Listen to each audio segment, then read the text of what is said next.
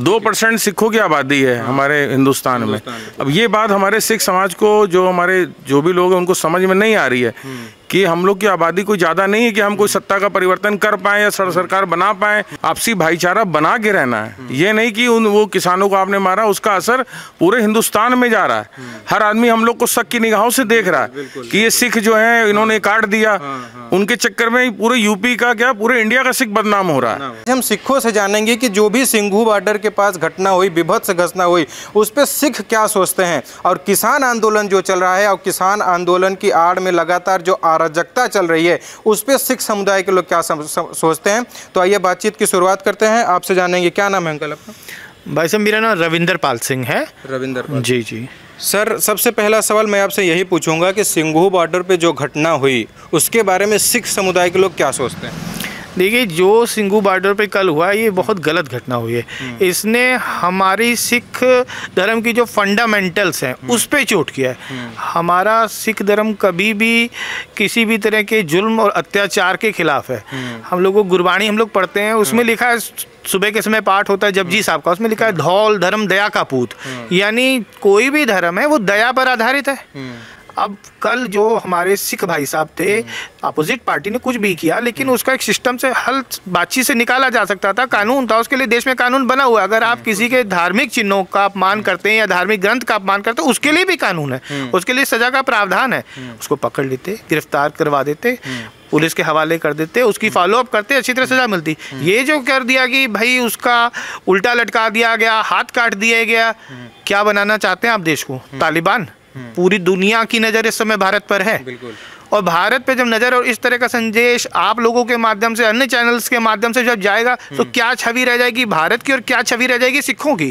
तो उस कृत्य को मैं किसी एक सिख का कृत्य मानता हूँ। ये सिख समाज की राय नहीं है। सिख समाज को उससे अलग करके देखना चाहिए पूरी तरह से। तो क्या लगता है कि किसान आंदोलन की आड़ में अब अलगाववाद पनप रहा है? निश्चित रूप से किसान आंदोलन, जो सो कॉल्ड किसान आंदोलन रह गया, वो तथाकथित ही है। भाई, किसान तो कश्मीर से लेकर कन्याकुमारी तक है, 29 जिले हैं और केंद्र शासित प्रदेश हैं। अगर वाकई में किसान को ये इतना तकलीफ होती, इतना विरोध होता, तो फिर एक जन सैलाब दिखता। ये तो कुछ लोगों की भीड़ एकत्रित है जिनको सुनियोजित तरीके से फंडिंग हो रही है, जिसमें विपक्षियों का तो हाथ है, विदेशी शक्तियों का हाथ है, और ये पूरी तरह से गलत है। ठीक है। अब लखीमपुर घटना को देख लीजिए, राकेश टिकैत वहाँ पे पहुँचे, सरकार से वार्ता हुई, मुआवजे का ऐलान किया, लेकिन इस घटना पे कहीं ना कहीं वो चुप्पी साधे रहे। आप कैसे देखते हैं? राकेश टिकैत जी के बारे में मैं यही कहूँगा, तो वो तो सोची समझी रणनीति के तहत काम कर रहे हैं। किसानों के हितों से और किसी समाज के हित से उनका कोई लेना देना नहीं है, और वो सिर्फ उनका एक ही मकसद है कि हर हालत में जाके सरकार को डिस्टेबलाइज करना और सरकार विरोधी मुहिम चलाना। भाई, राकेश टिकैत अपने आप को किसान नेता कहते हैं। अगर वो किसान नेता है तो फिर वो बंगाल में क्या करने गए थे? चुनाव हो रहा तो बंगाल चले गए, अब चुनाव करीब आ रहा है उत्तर प्रदेश में, तो यहाँ पर डेरा जमा दिया। मतलब वो, इससे बहुत स्पष्ट संदेश है। उनको समझ जाना चाहिए, किसान भाइयों को, जो कुछ किसान भाई हैं भी उनके साथ जुड़े हैं, उनको समझ जाना चाहिए कि राकेश जी अपनी राजनीति चमका रहे हैं और अपनी आर्थिक स्थिति को भी बेटर कर रहे हैं। अब ये आप लोग ज़्यादा जानते हो कैसे कर रहे हैं, एजेंसी जानेंगी। ठीक है, और भी लोगों से बातचीत करेंगे। क्या नाम है? आपने जब लखीमपुर की घटना देखी होगी, वहाँ पे भी जो घटना हुई, तो वहाँ पे राहुल गांधी, प्रियंका गांधी, अखिलेश यादव समेत विपक्ष के नेता चले जाते हैं, लेकिन सिंघू बॉर्डर पर जो घटना होती है तो एक ट्वीट तक नहीं करते। कैसे देखते हैं आप इसे? जो भी घटना हुई है बहुत ही गलत हुई है और उनको वहाँ जाना चाहिए। जो घटना वहाँ सिंधु बॉर्डर पे हुई है, एक मतलब जो भी बंदा, उसकी गलती थी तो उसको हाथ पांव काट दिए, मार दिया, कानूनन सजा देनी चाहिए। वहाँ पे किसानों के बीच में निहंग सिख भी हैं। निहंगों का वहाँ किसान आंदोलन से कोई लेना देना नहीं है कि वो वहाँ क्या कर रहे थे। निहंग बोले सोनियाल सत श्री अकाल का नारा लगा रहे हैं उसकी डेड बॉडी के पास, तो ये हमारे सिख धर्म में नहीं सिखाया जाता। अगर उसने कोई बेदबी की थी, कोई भी गलत हरकत की थी सिख धर्म के खिलाफ, तो उसको मारना नहीं चाहिए। उसको पुलिस के हवाले करते, पुलिस उसको सजा देती। अब उसको मार दिया। 2% सिखों की आबादी है हमारे हिंदुस्तान में। हिंदू सिख दोनों मिल के रह रहे हैं। अब ये बात हमारे सिख समाज को, जो भी लोग हैं, उनको समझ में नहीं आ रही है कि हम लोग की आबादी कोई ज़्यादा नहीं है कि हम कोई सत्ता का परिवर्तन कर पाएँ या सरकार बना पाएँ या बिगाड़ पाएँ। हम लोग को जो भी सरकार है उसके साथ मिल के रहना है, आपसी भाईचारा बना के रहना है। ये नहीं कि वो किसानों को आपने मारा, उसका असर पूरे हिंदुस्तान में जा रहा है।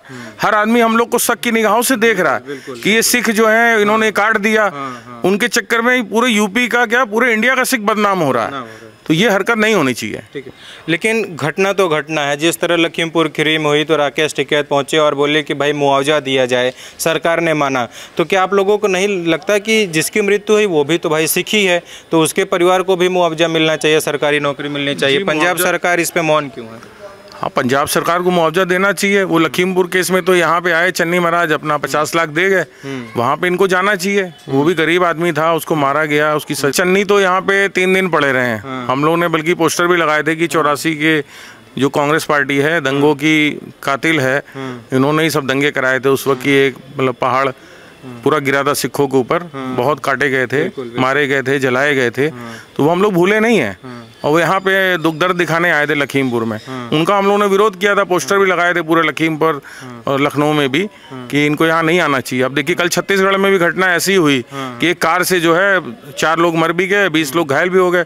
आप छत्तीसगढ़ के कुछ घटना का बता रहे थे क्या? छत्तीसगढ़ में मतलब एक हादसा वहाँ पे भी हो गया। जैसे लखीमपुर में अब जांच का विषय है कि वो गाड़ी लेके क्यों भागा, या उस गाड़ी में पहले ईंटा मारा गया तब उसने अपने बचाने को भागा, ये तो जांच का विषय है। लेकिन जो हुआ गलत हुआ।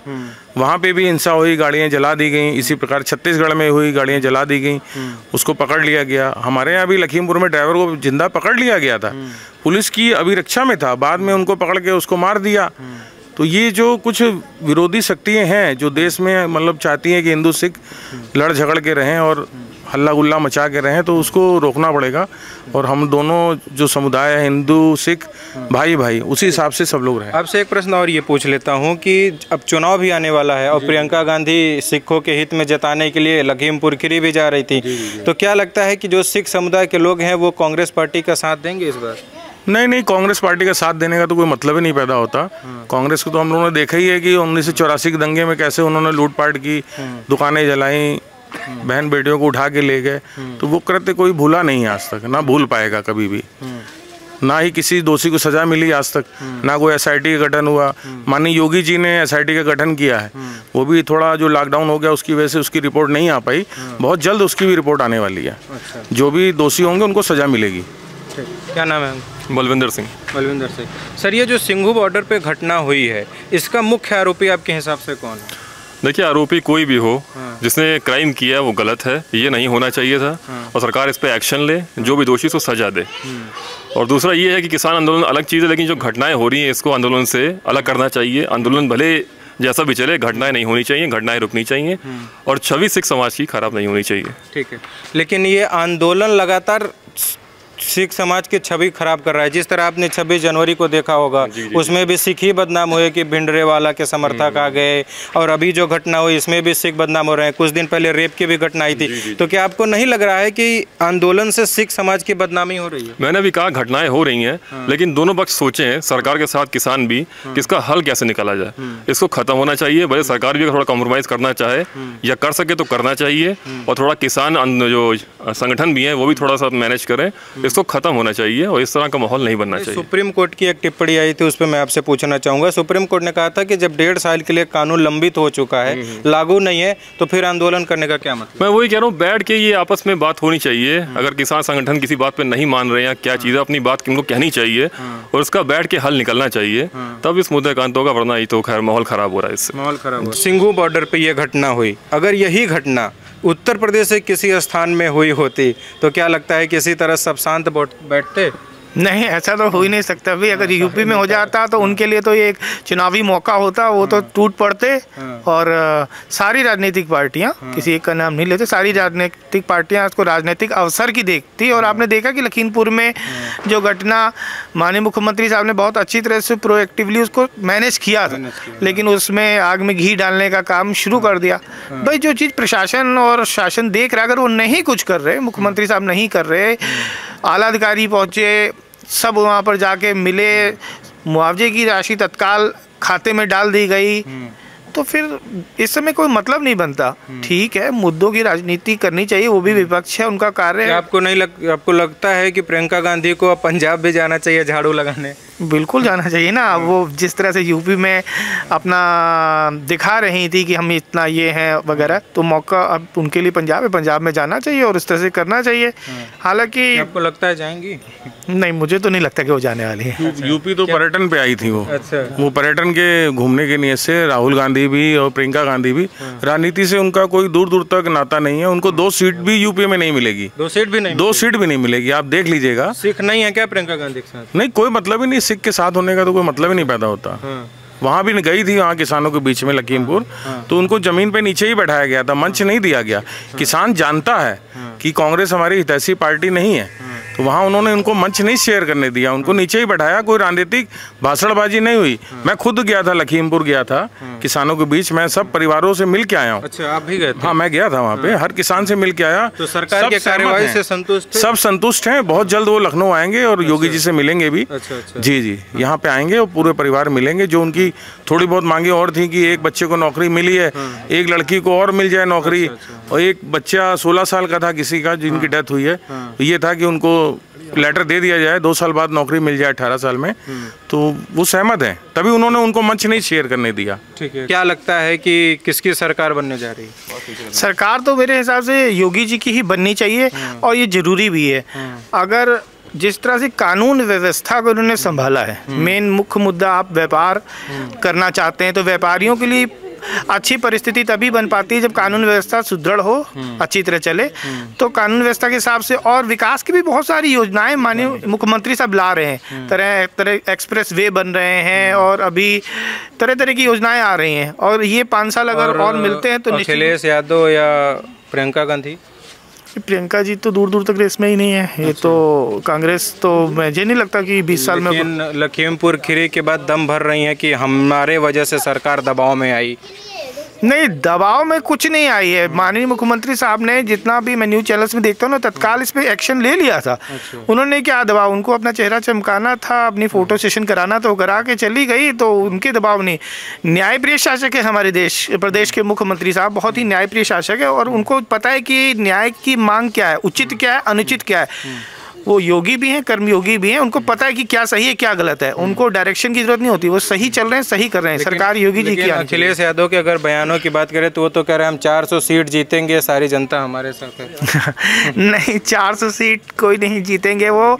इस बारे में ठीक है, विपक्षी पार्टी प्रयास करना चाहिए, इसमें कोई गलत नहीं है। विपक्ष का भी एक स्थान होता है लोकतंत्र में, लेकिन जितना सहज लोग भारतीय जनता पार्टी के शासनकाल में महसूस कर रहे हैं और जितना सुगम महसूस कर रहे हैं, जितना शासन तक अप्रोच है लोगों की, थाने पे और चौकी पे सुनवाई हो जाती है और कुछ गुंडागर्दी और नहीं होती, तो लोग संतुष्ट हैं, व्यापारी भी संतुष्ट हैं, हम लोग संतुष्ट हैं और सब अच्छा चल रहा है। तो प्रयास करना चाहिए। मैं ये आपसे पूछना चाहता हूँ कि भाजपा की 3 सीट कहाँ आएगी अखिलेश के हिसाब से? भाजपा की 3 सीट की अखिलेश की 3 सीट? अखिलेश यादव तो कह रहे हैं हम 400 जीतेंगे। नहीं, 100 के अंदर रह जाएंगे। अच्छा जी, 100 तो बहुत हो गई। नहीं, 100 के लगभग आ जाएंगी। हमारी पूर्ण बहुमत से सरकार बनेगी, योगी जी फिर हमारे मुख्यमंत्री बनेंगे। इतना अच्छा शासन किया कि 4.5 साल हो गए, कोई दंगा नहीं हुआ। एक दंगा लखनऊ हुआ, सबकी फोटोएं चौराहे पे लगा दी गई, दोबारा किसी की हिम्मत नहीं हुई कि कोई दंगा करे। सबके मकान कुड़ करा दिए, गिरवा दिए बुलडोजर चला के। तो गुंडागर्दी, बड़े बड़े माफियाओं की बिल्डिंगें धाराशाही कर दी गई। तो ये जिस तरह से देखते हुए कोई भी मोहल्ले का माफिया भी, किसी की हिम्मत नहीं है कि कोई आज चू भी कर सके।